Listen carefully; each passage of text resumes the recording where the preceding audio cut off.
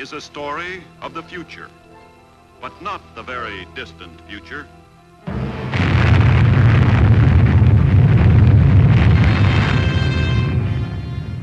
It is a story that might have taken place the day after tomorrow.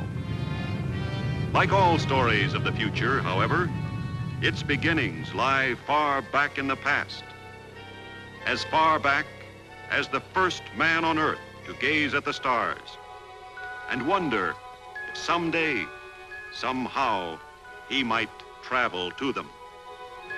Travel through space. In the years following the Second World War, two basic patterns began to influence the growing science of space travel. Rockets or guided missiles grew larger and larger. Atomic power plants grew smaller and smaller, compact enough to be contained in a submarine, finally in a rocket ship. Immediately, by special order of the President, a new agency was formed. CIFC, Civil Interplanetary Flight Commission. So, with almost unlimited funds voted by Congress, this commission began its task: research in new fissionable materials. More research in non-fissionable metallic alloys to make rocket tubes that would not be melted like wax by their own atomic blasts. Sometimes mishaps occurred. And men paid for them with their lives. But the work went on.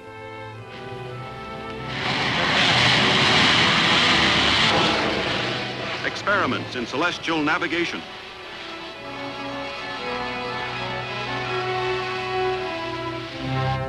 Astrophysics. Aerodynamics. Until finally, only one obstacle remained. That, as our story begins, turned out to be the oldest obstacle in the history of mankind: the human factor.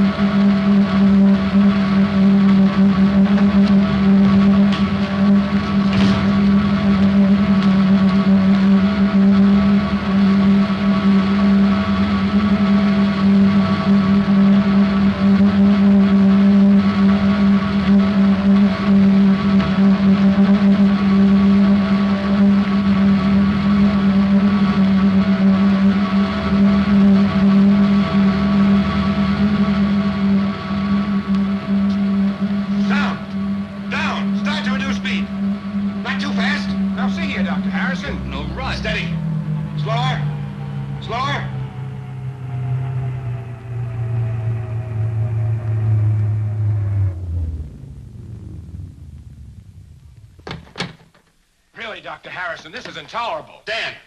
Dan, are you all right? Dan, snap out of it! Yeah, Doc. Yeah. Dan, how do you feel? Okay? Yeah, guess so. Must have blacked out. Sit tight and take it easy. Now get him out of there and over to the hospital. You see, Doctor, he wasn't in any real danger. Under other forms of government, men are deliberately killed or crippled every day in experiments like this. Well, I won't stand by and see manslaughter become policy here. I resent that implication. These men are volunteers. It's too bad. The commissioner was most anxious to have this test carried out to the extreme so that he could discuss the results with Professor Nordstrom. Well, you can tell the commissioner and Professor Nordstrom. Never mind, I'll tell him myself.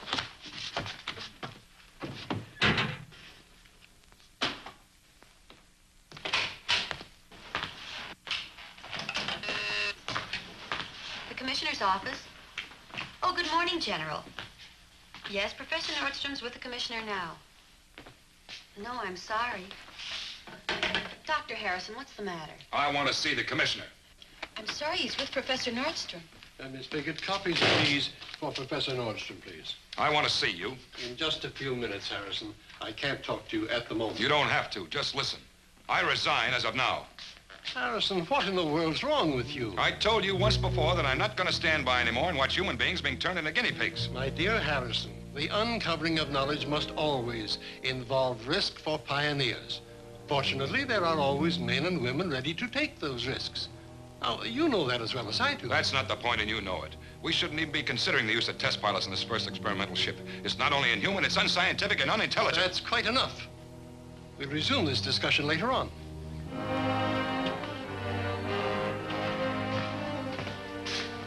My, you are in a state. There's my pass, staff card, and a badge. You can send my papers down to the hotel. Just a moment, Doctor. You can't leave the building without your exit pass, you know.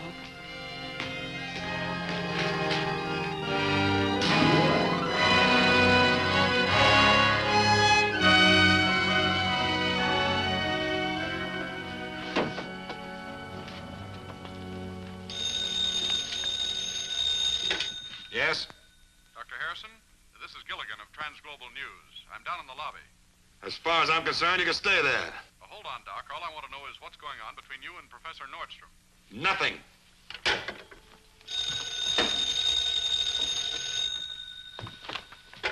Yes?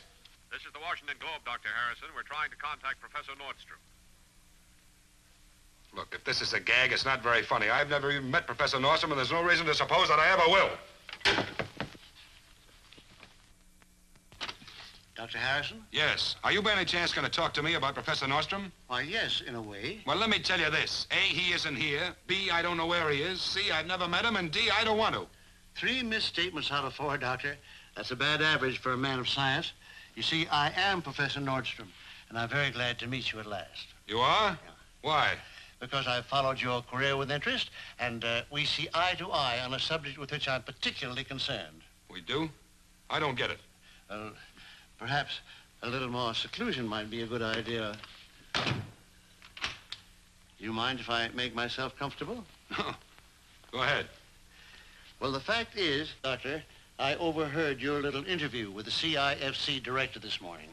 As I'd just spent an hour telling him exactly what you told him so much more cogently in a couple of minutes, I was, well, interested to say the least. You mean to tell me that you think they're wrong in trying to use human beings? I know they're wrong.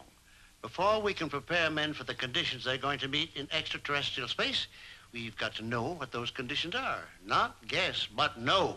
That's what I've been telling them all along. But the problem of getting there and back to collect accurate data without the use of human pilots and observers is going to be a backbreaker. On the contrary, I can almost say now that I have it solved. With your collaboration, I think I can convert that almost into an unqualified fact. Your attention, please. Your attention, please. Skyliner flight number 1 for Los Angeles will board at South Concourse, gate number 5, in 15 minutes. So we can start work the moment we arrive, without all of those coils of red tape hampering us all the time. Yes, I know what you mean. I suppose that sprang from the secret nature of the project in the first place. Top secret. Someday before I'm too old, I look forward to working on a job where I don't have to burn the contents of my wastebasket every night. You never can tell who might be hiding in a wastebasket. Don't tell me you're security regulations quarter 2, my boy. Okay. You were saying you'd be able to show me what you're working on as soon as we arrive. I'll have to. Every minute counts now, because we have to perfect my innovation before the commission is ready to send out its first ship. Now, if we don't... Well, well, if it isn't Professor Nordstrom. I don't know whether you remember me or not. Gilligan, science editor of Transglobal News Service. You'll have to forgive me, Mr. Gilligan, but I've met so many journalists here in Washington. All you scientists are supposed to be absent-minded. Me, I'm trained never to forget a face. I'm afraid we're talking shop, Gilligan. That's what I figured. You're Harrison, aren't you? Of the Civil Interplanetary Flight Commission. No comment. Well, you were until you quit this morning.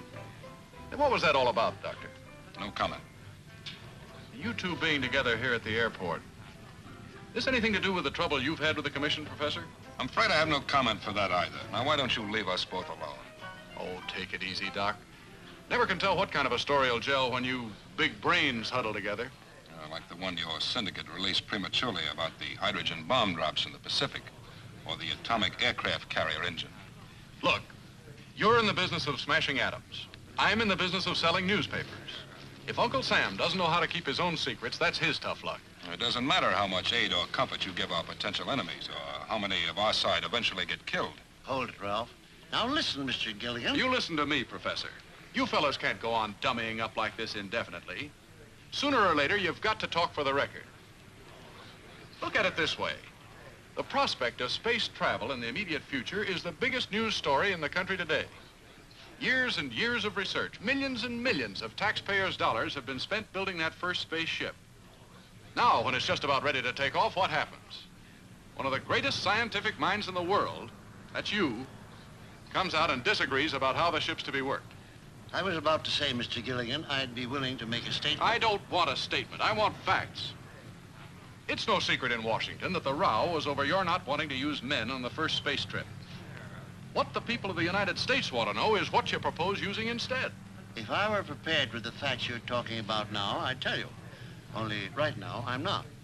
However, I will tell you this. Just 30 days from now, at my home in California, Dr. Harrison and I will tell all, or at least as much as circumstances at that time will allow. I'll be there, Professor. So will the science editors of, say, 11 other press services. Well, I thought this was an exclusive. It ought to be. Do the people of the United States read only trans-global news releases, Mr. Gilligan? Your attention, please. Skyliner, flight number 1 for Los Angeles, now boarding at South Concourse, gate number 5. That's our call, Professor. I'll see you in California, Mr. Gilligan. Okay. Okay. Skyliner, flight number 1 for Los Angeles, now boarding at South Concourse, gate number 5.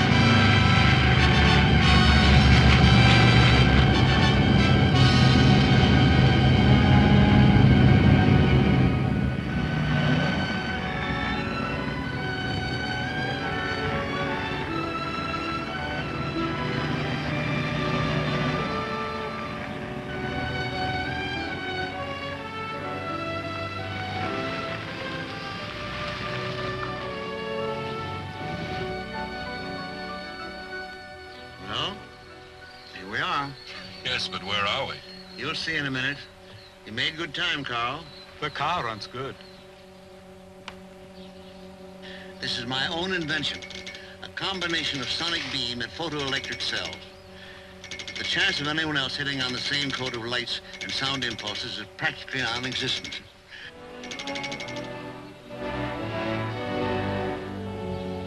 I have a whole series throughout my premises. You sound as proud of them as if they'd won the Nobel.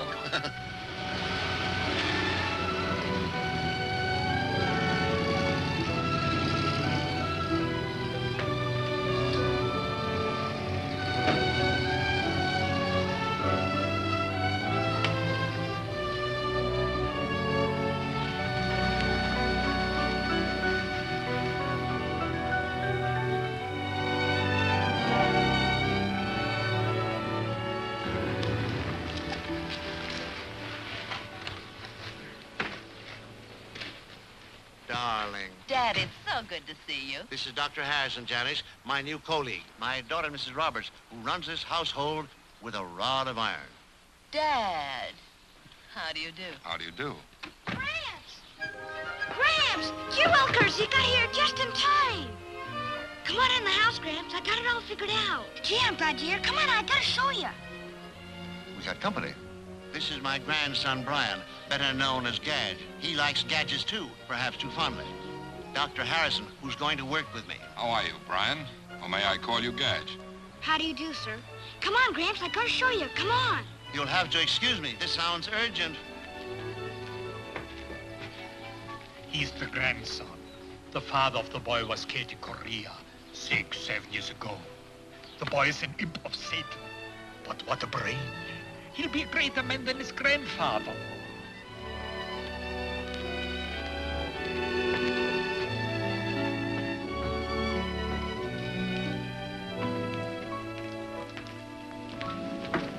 Look, Gramps, I told you I had it figured out. Only first I gotta make myself as tall as you are.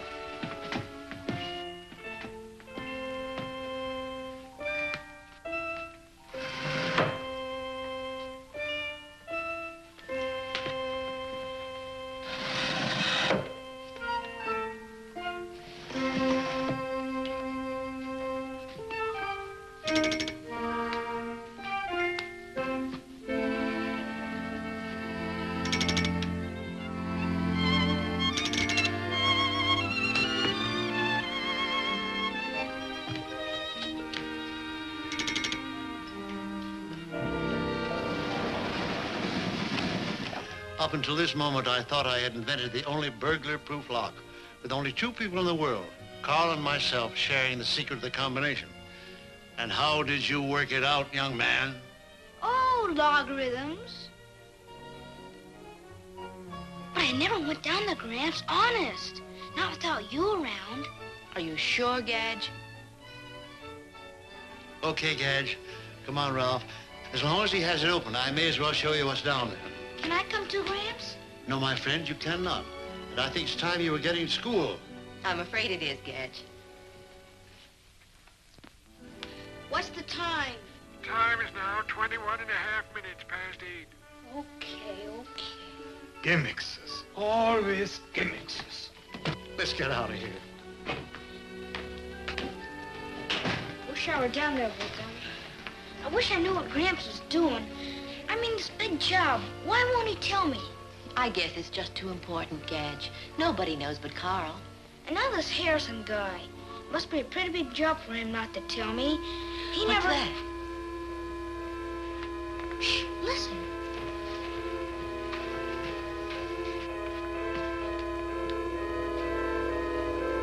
What is it? What is it?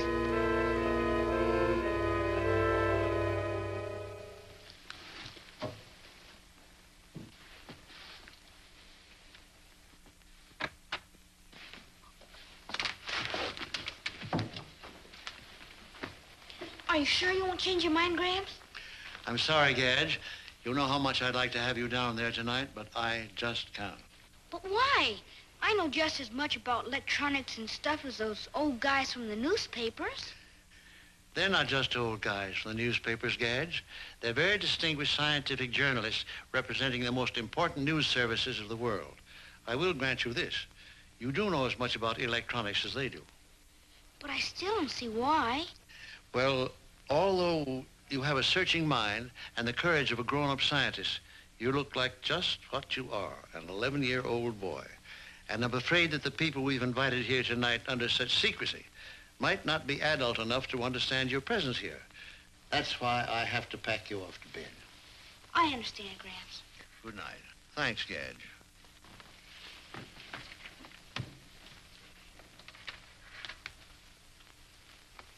Well, I guess I won't be needing this anymore. Well, I see no reason why you shouldn't hear what's going on. Gee willikers! Thanks, Gramps!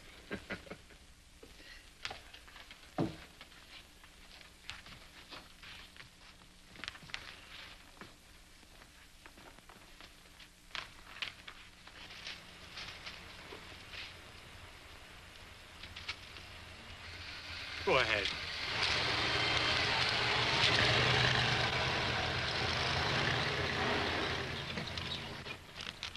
Hey, this is worse than crashing the Pentagon. When do we get in? When I've checked all the papers and written down all the numbers.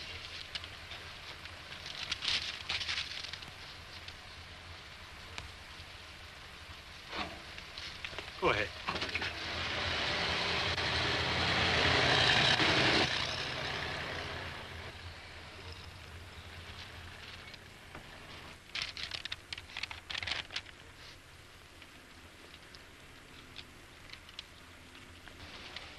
All is in order. Thank you, my friend.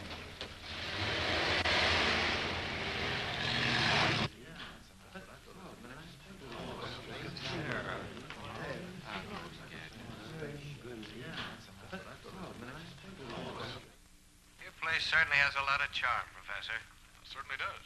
It's an amazing location for a laboratory. How'd you ever find it? This old wine cellar was precisely the reason that I bought this place.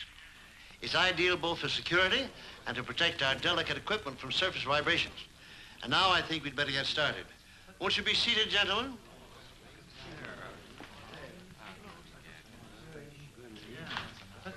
Mind if I sit here? No, please do.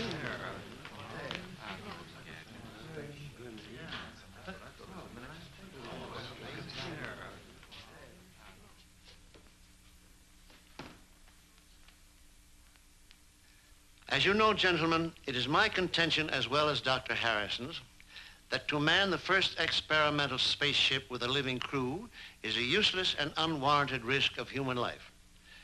The research programs so far conducted by the Armed Forces and the Civil Interplanetary Flight Commission have been well planned and executed as far as they go.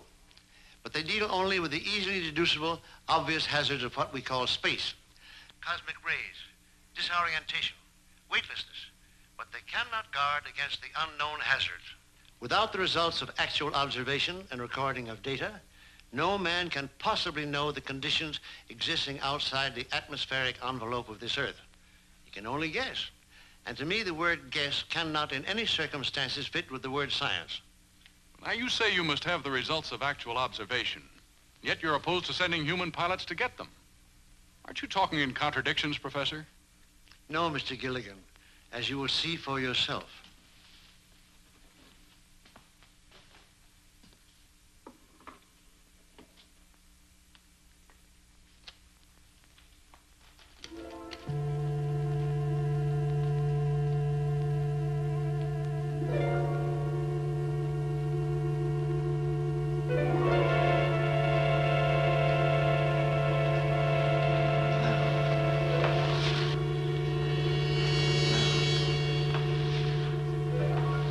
What is it?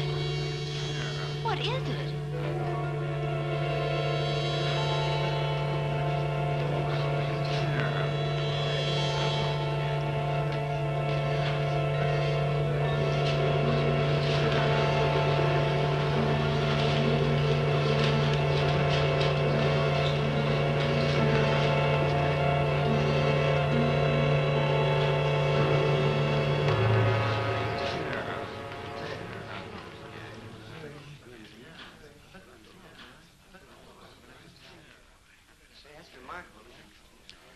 Well, gentlemen, meet Tobor, a childish joke of mine.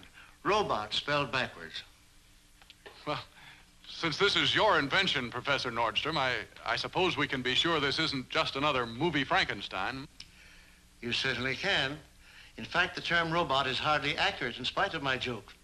I would prefer to say an electronic simulacrum of a man. Oh, gosh. Oh, gee willikers.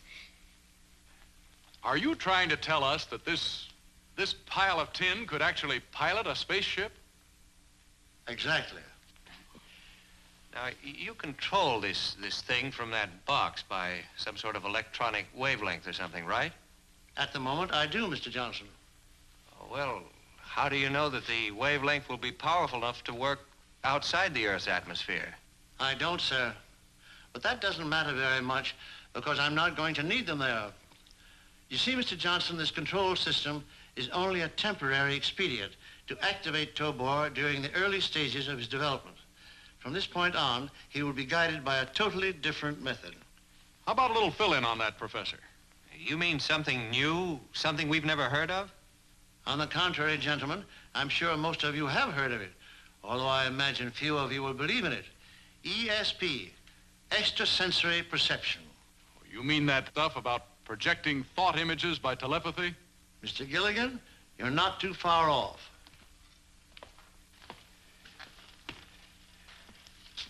In here, gentlemen, is the most intricate part of what I assure you is a highly sensitive mechanism.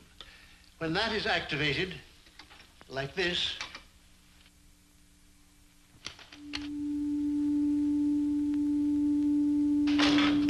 Oh, he looks alive. that is an illusion, my dear, caused by reflected light in the eye tubes. And yet, in a way, Tobor is alive.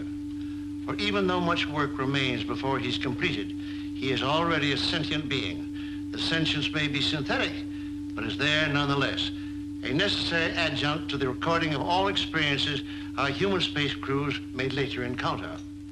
A sentient being? You mean this thing can feel? Well, let me put it another way.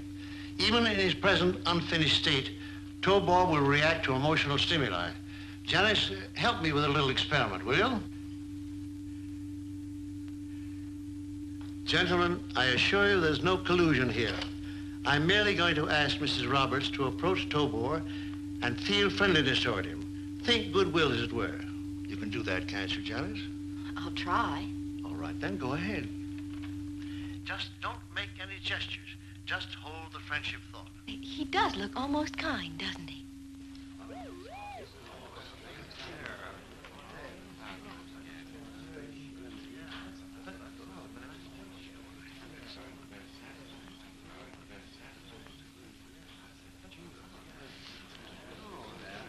Thank you, Janice. Could you get a reaction from some other emotion, Professor? And from a stranger? Say from Johnston here. I think we could manage to do that. But why don't you make the experiment, Mr. Gilligan? Do you suppose you could contrive to feel enmity toward Tobor? Yeah, I suppose so. Yes, sure I could. Very well, then. Suppose you get up and take one of those fire axes from the wall.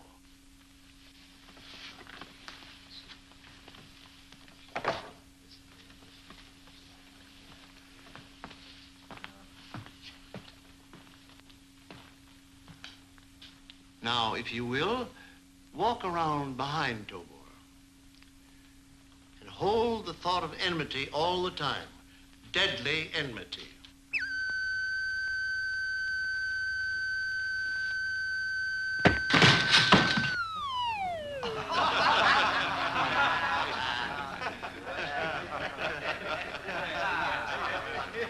Told you.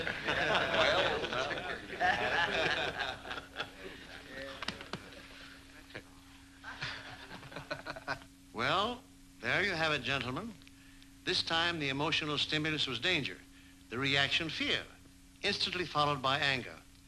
You have just witnessed the complete cycle of a synthetic instinct, self-preservation.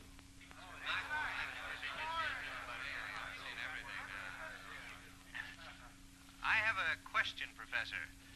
Now, you've persistently referred to the fact that this robot... Tobor, Mr. Johnston. You'd better use his name or he might resent you. Oh, I'm sorry. I'll rephrase that. Why do you keep saying that Tobor is still incomplete? For the simple reason, Mr. Johnston, that we have not yet perfected his long-range communication system.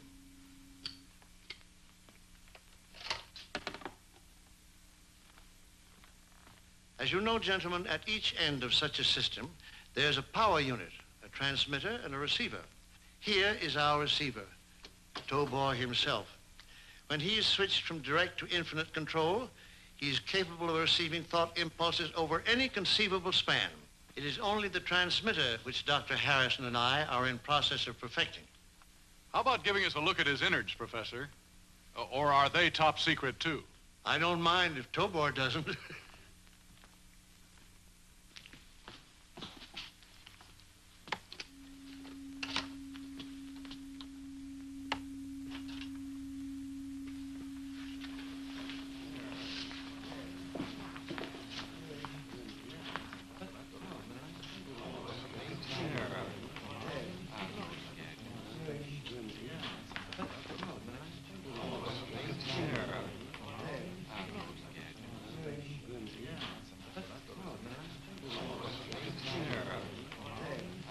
And now, gentlemen, I think I've said everything I can say of importance tonight. And it's certainly Tobor's bedtime. I gotta see Tobor. I just gotta.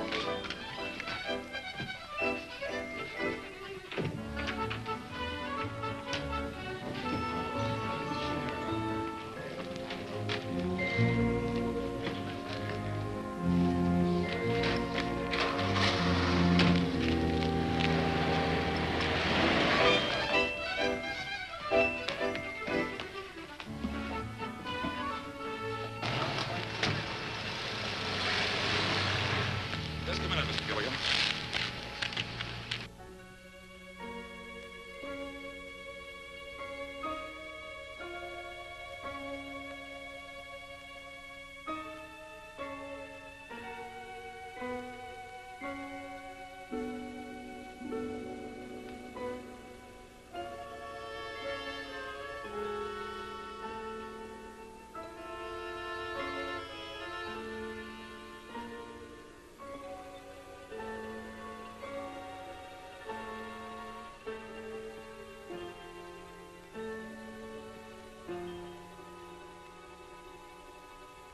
I'm not questioning your integrity as a journalist, Mr. Gilligan. I'm simply requesting again that you confine your coverage to the facts contained in Professor Nordstrom's handout. Now, look, Doc, we don't tell you how to run your job. I realize that, Mr. Gilligan, but your papers aren't exactly famous for the conservative handling of the news. Now, just a minute.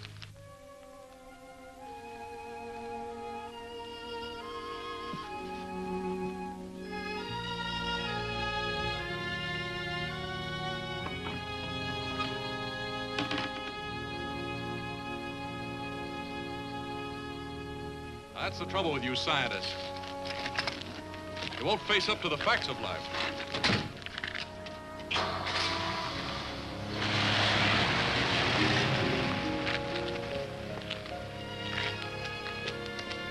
Ralph, I have to put my car away. Would you give me a hand with the garage door? I'd like to. Very much.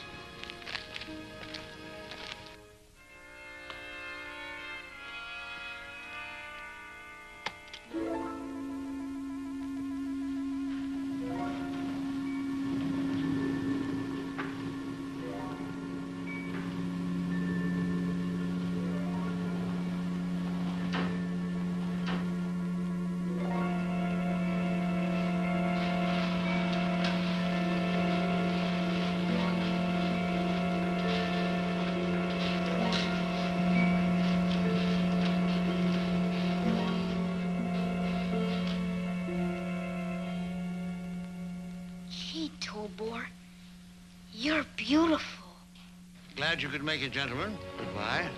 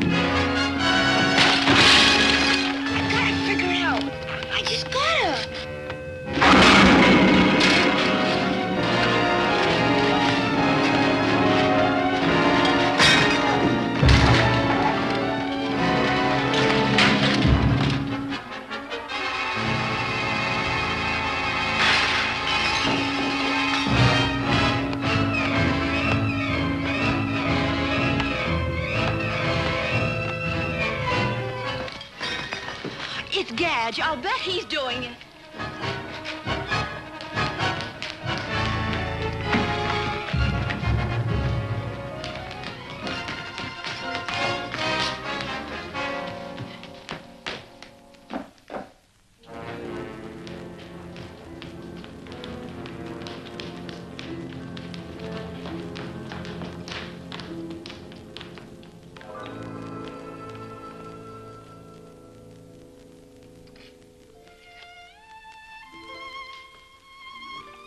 Gadge.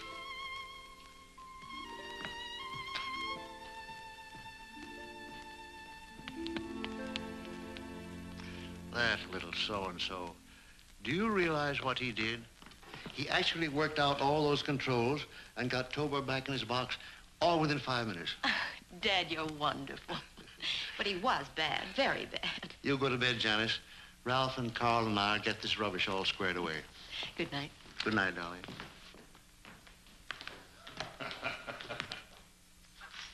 Still beats me how that kid worked out those controls. I'd hate to try it with a slide rule. I told you that boy's a genius. Hey, wait a minute. 9, 10, 11, 12, 13. How many news services did you ask to send representatives tonight, Professor? 12, as you know. Why? Because there are 13 empty chairs, and tonight every one of them was filled.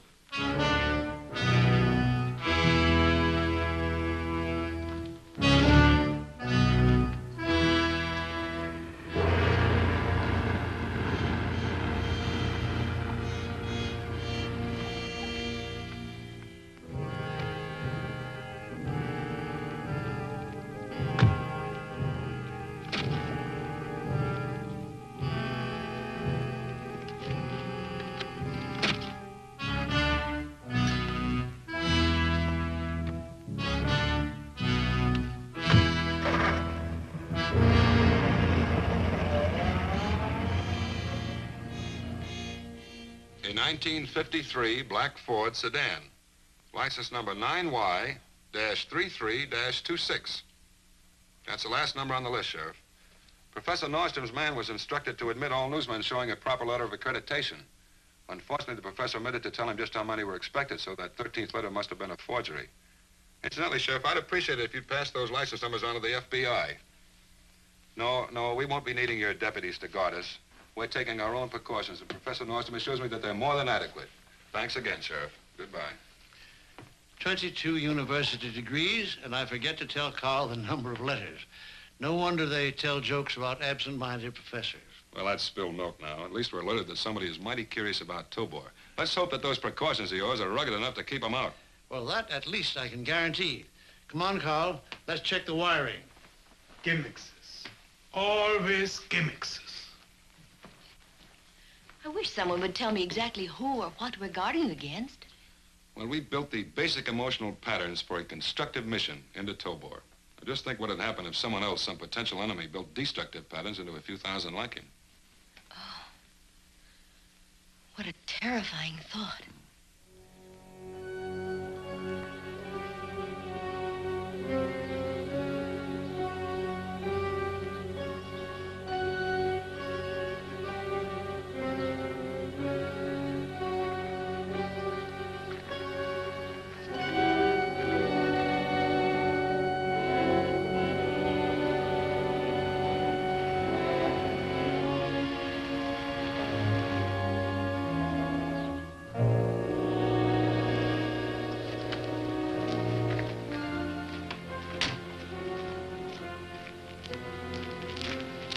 Anything new?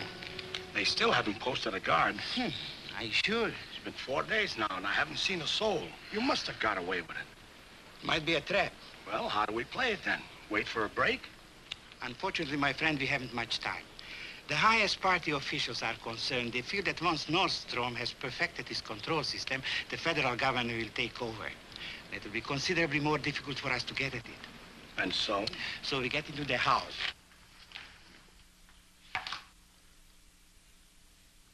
That's better.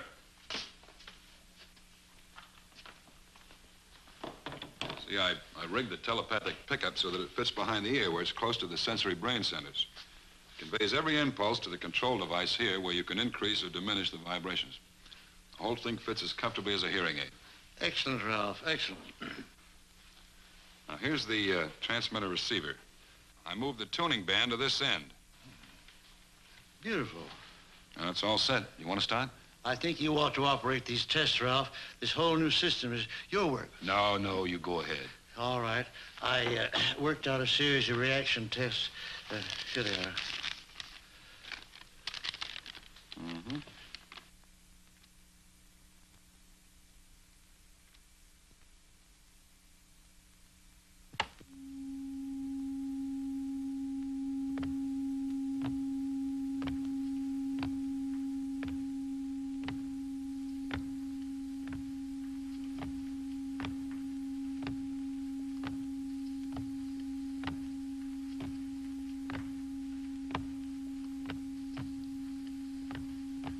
Here we go.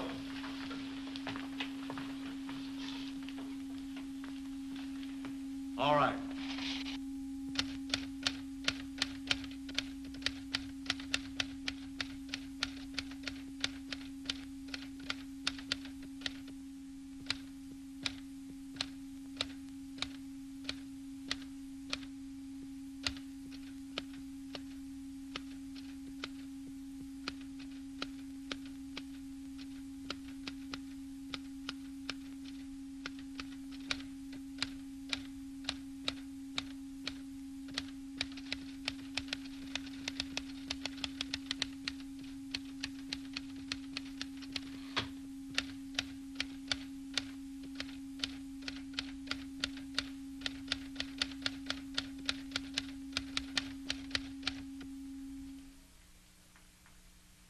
That's all I could think of for him to say.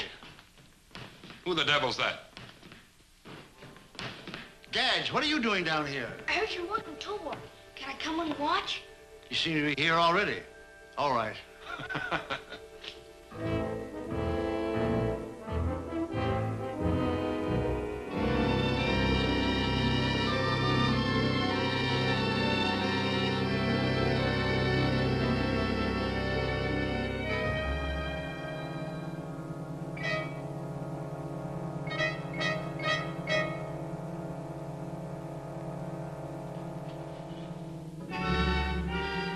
Okay, Ralph, black out the screen. Let's see how he adapts himself to the sonar compass.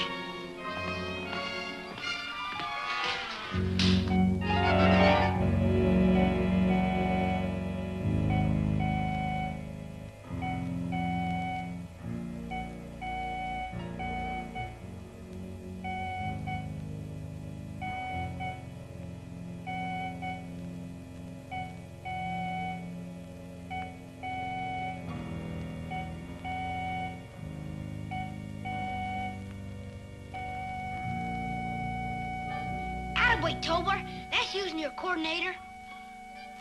So far, so good. I wonder how he'd take to the white-hot meteorites.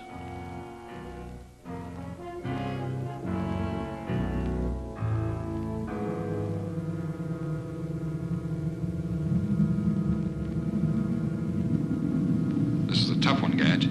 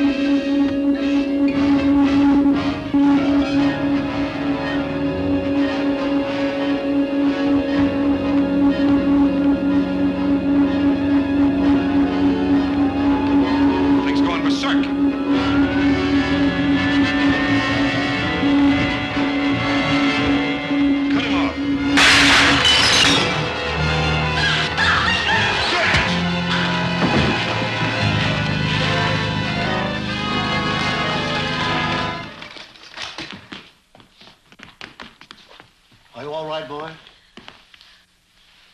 There's no fracture, just a bad bump. Come on, son. Easy, Gadge. You darn old Tobor, you better watch out. Easy, Gadge. Tobor can't hurt us now. Wonder exactly what happened. I think Tobor suffered what in a human being would be a nervous breakdown. Those meteors came at him so fast that he couldn't take it. I think you're right. I think all we have to do is to insulate against overloading the receptors. If we do that, maybe we've jumped the last hurdle. What are you doing now? Well, switching them on again. His receptors must have cooled off by now. Let's see if he's still functioning. You're all right now, Tobor.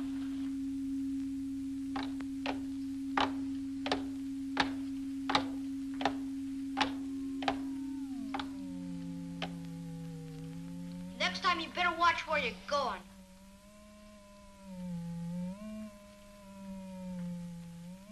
There's another one of Tobor's synthetic instincts. Concern for the young. Race preservation. Or to put it less academically, human love.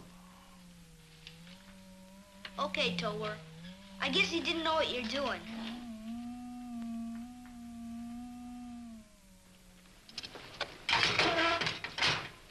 $2.50 even, lady. Thanks.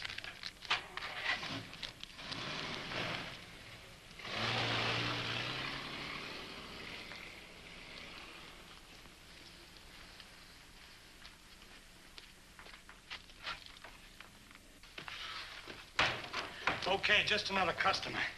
Will you be through shortly? Another half hour ought to do it. Good. Soon I'll have to leave to fetch Dr. Gustav. When do we make our move? Not before midnight. Perhaps later. Depends on the house being dark.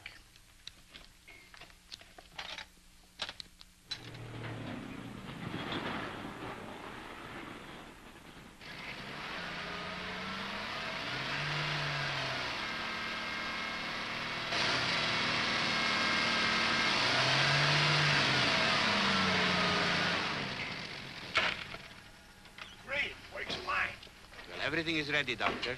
I am a man of science, not of action. This is your duty. All you have to do is to inspect and photograph this work of Nordstrom's. Leave everything else to us. Paul, you go first.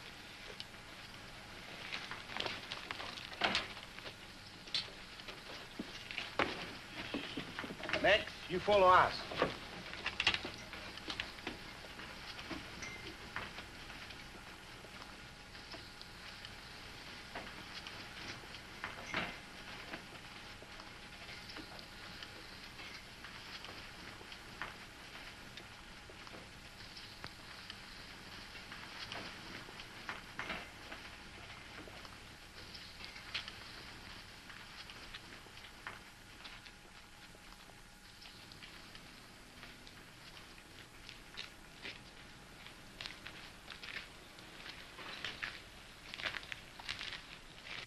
Intruders now inside electrified fence, north boundary.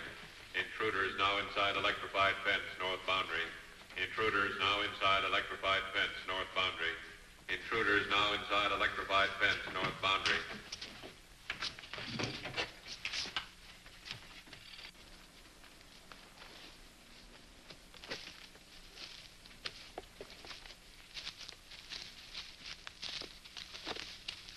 Gramps, Ralph, Carl!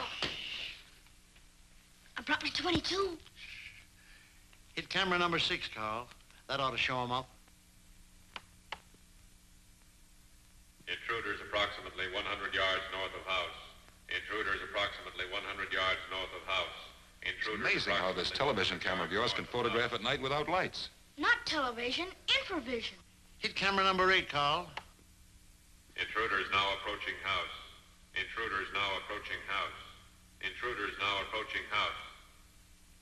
Intruders now approaching house. Intruders now approaching house. Now, Herr Professor? Now.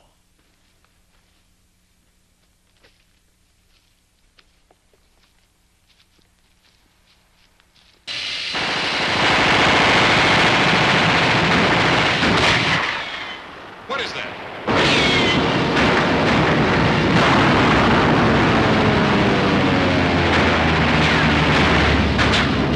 Who's shooting? No one is. That's a recorded soundtrack from a movie studio.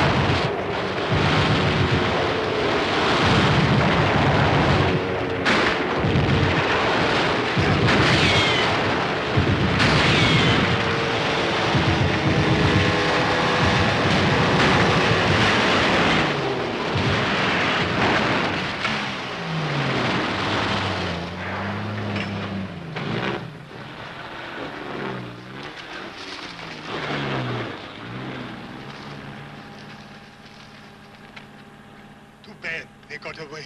You shouldn't have pushed me, Ralph. I would have had him.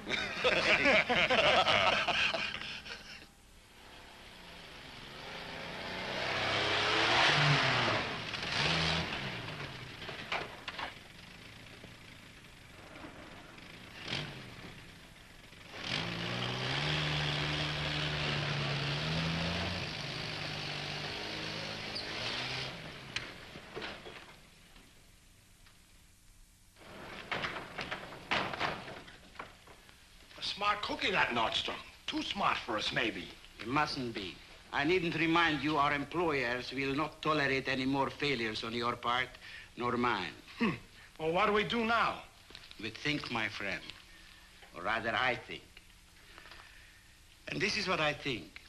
Since we cannot get in to see Nordstrom's secrets for ourselves, we must induce him to come out and tell them to us.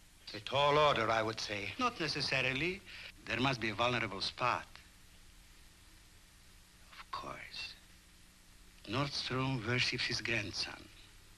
The grandson worships...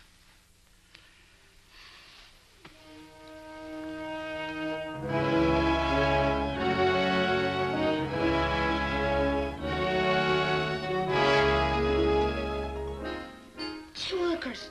Mom! Hey, Mom! Hey, watch it. You better blow your horn at those intersections, Gadge. Gee, I'm sorry, Mom, but look it. Oh, wonderful. What day is it? It's Tuesday. And who's going to be your friend? Well, I'd like to invite you, Mom, but I doubt if you understand this sort of thing. Oh, no, I suppose not. Well, guess Graham's my only man. I'll go see him right away.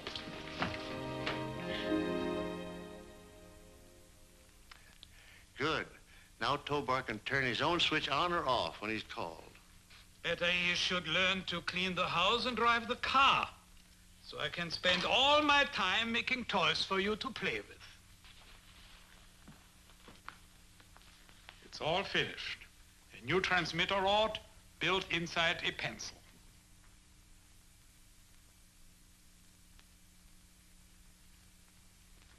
You made it beautifully, Carl. But for what? That you can play schoolboy tricks on very important people when you show Tobor off tonight. Gimmicks. Sorry to disturb you, Professor, but I thought you'd want me to remind you about your date with Gash for the planetarium. What's the matter with me these days?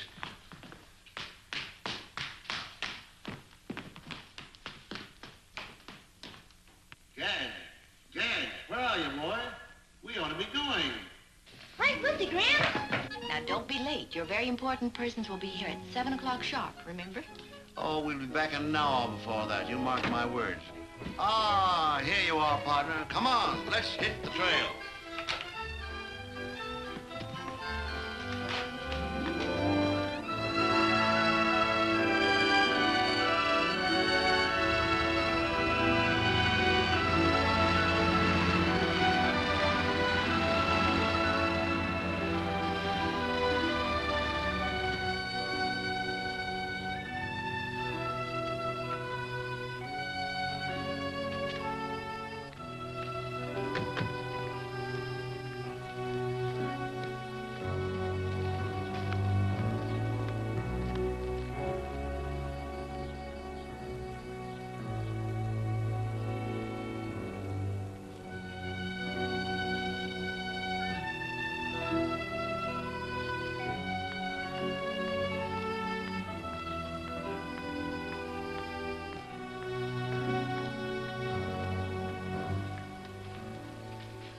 Funny.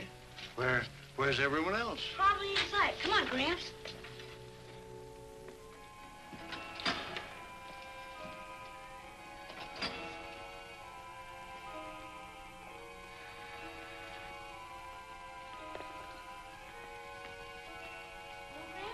I think there's something wrong. You think so?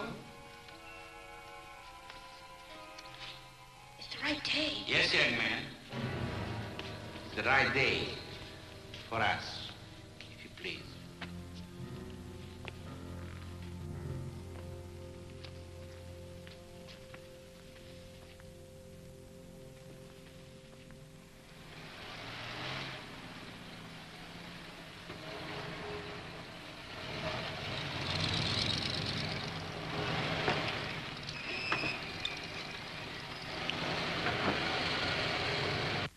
Something must have happened.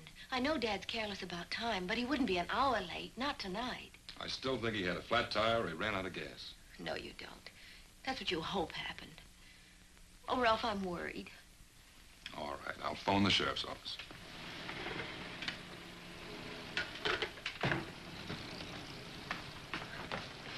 That's the brass. Okay. I'll phone from down the lab. You meet him and just tell him he'll be a little late. Come on now, snap on it. I'll be all right.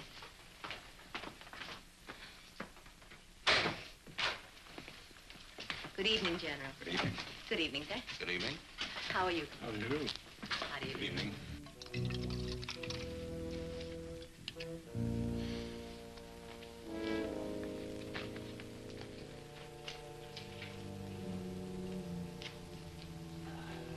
Gramps, you all right?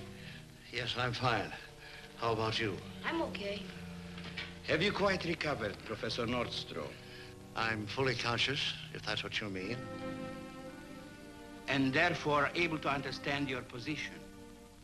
Completely, I assure you. Perhaps not as completely as you think. Of course, as a man of intelligence, you have realized that you are obviously here to talk. But you may not have anticipated what happens if you don't. I'm sorry, but you'll have to raise your voice a little. I said you may not have anticipated what happens if you don't. Something very unpleasant, I should say, judging by the look of you and your friends. Yes, very unpleasant. But to whom? That's my point. Don't you tell him, Gramps. Please don't you tell him. Just shut your mouth. Don't look for trouble, Gadge. You seem to have me over a barrel. I take it you want the formulae for my extrasensory transmission method. Very well. Do I tell them to you or write them down or what? You will not have the opportunity to give us double talk, Professor. You will have to relay your discoveries to a colleague almost as distinguished as yourself. How do you do, sir? I'm sorry I can't get up to greet you. How do you do, Professor? Oh, please forgive me. My doctor told me only this week that I was getting a little deaf. My pocket, if you please.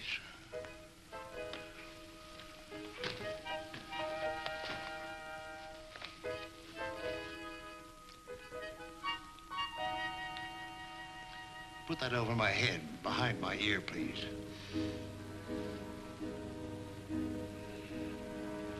Ah, that's much better. And so, gentlemen, I'm afraid the question of whether Tobor is capable of guiding a multi-stage rocket across interstellar space is highly debatable, let alone his being able to deal with all the emergency situations of such a journey. I don't know, Mr. Commissioner.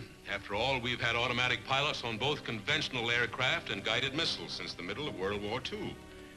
What do you think, Congressman?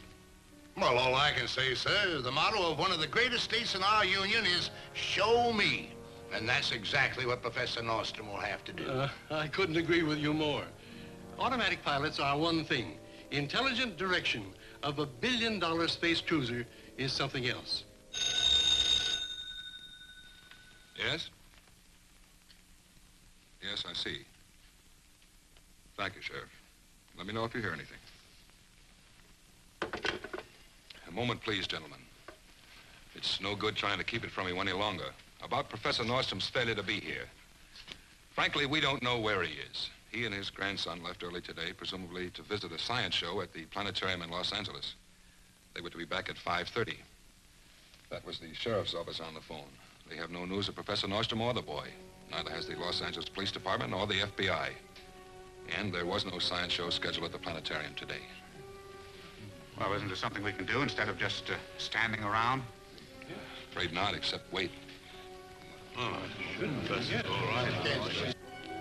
Now, these principles, you must understand, had to be reduced to a working form. If I could jot down the basic equations, it would save us a lot of time. Is that correct, Doctor? Most certainly. Very well. Paul, release his hands. I strongly advise you, Doctor, to confine yourself to the matter in hand. Pencil and paper. Gramps, don't you do it. Please don't you tell him. Lie still, Gadge. Don't try to get up. If you please. Settled it. As soon as I can write.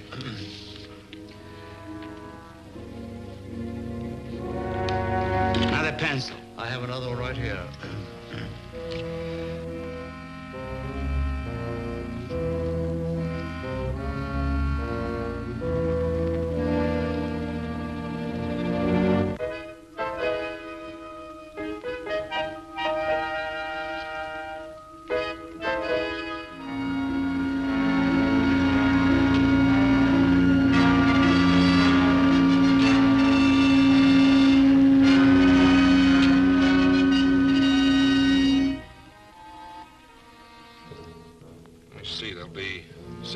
Altogether.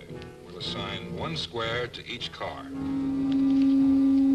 the matter? What is it? Anything wrong? Listen.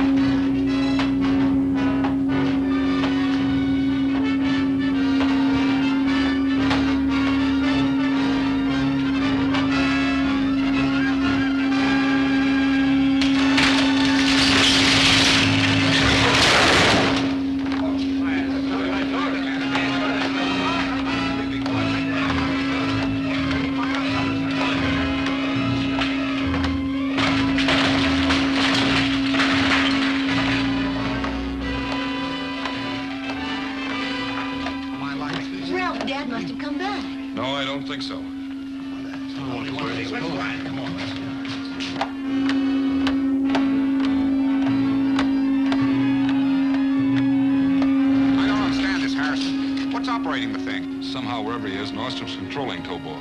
It's the gimmick I fixed, the pencil. Let's follow him in the cars.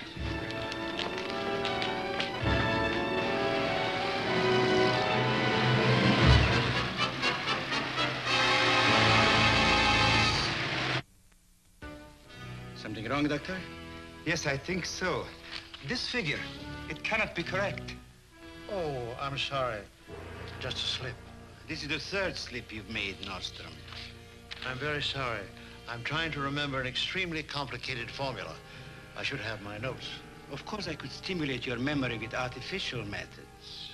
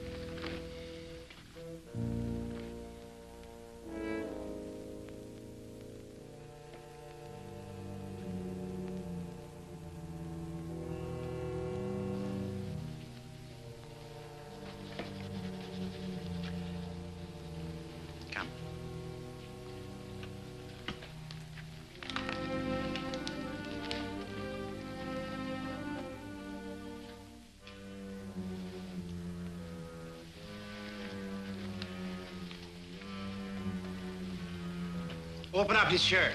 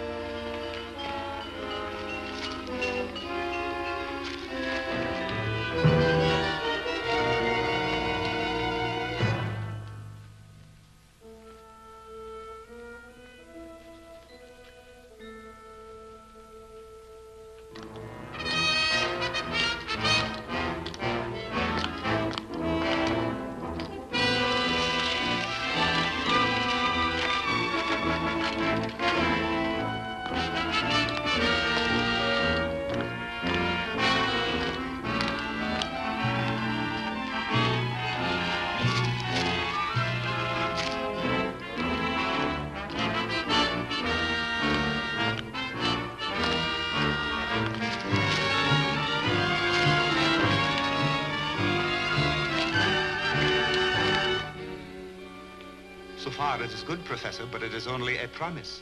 Now we come to the big step, yes? Yes, in a minute. But first, hadn't we better go over the data again to make sure? Professor, you seem to forget that I was present when you said that you hadn't yet perfected the long-distance transmitter for Tobor. Could it be that you have solved that problem so soon?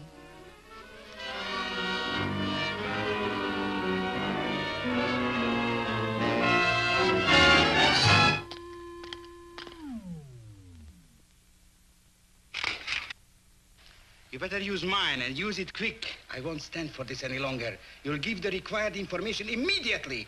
Max! Wait. Don't, Gramps, don't. All right. You win.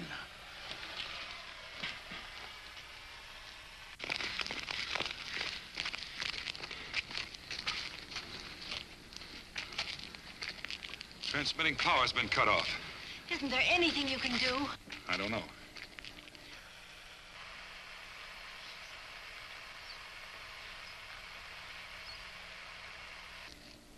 Maybe one chance. If Gadge and the professor are near this spot, they may be able to reach him on a direct telepathic impulse.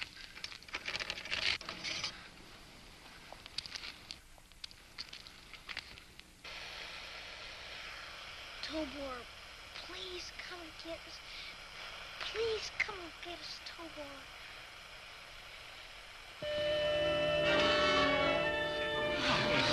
All right, now, up we go.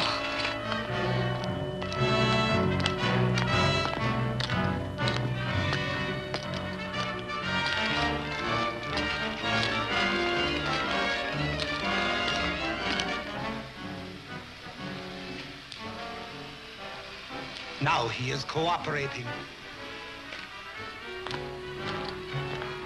What's that?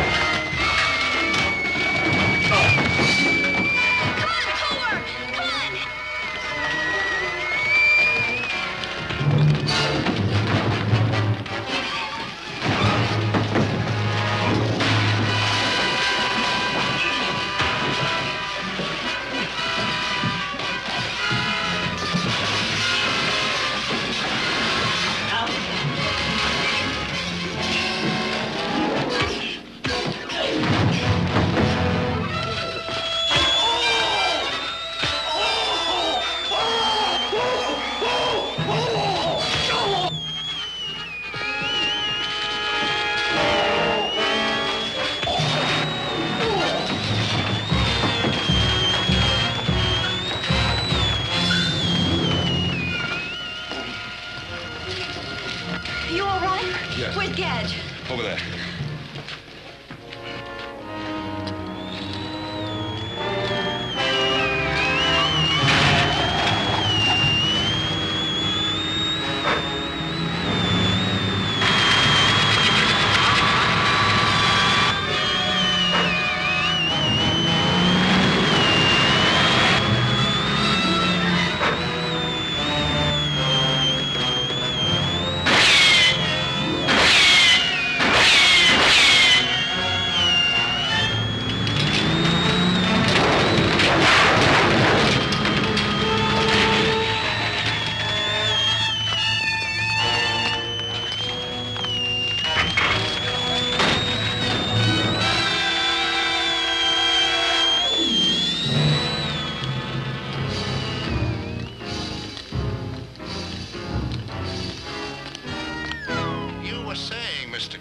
Just as that phone rang, that you doubted that Tobor was capable of reacting to emergency situations? I'm afraid I was, but I withdraw my observation.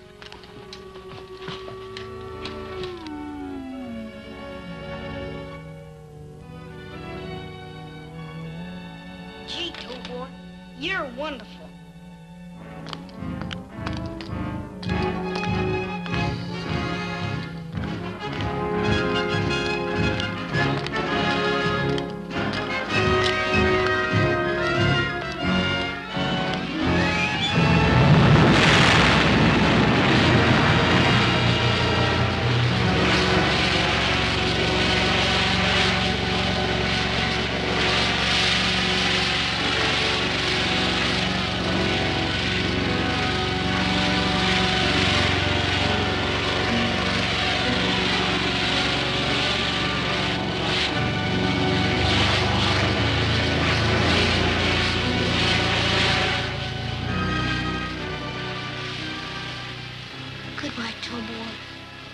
And good luck.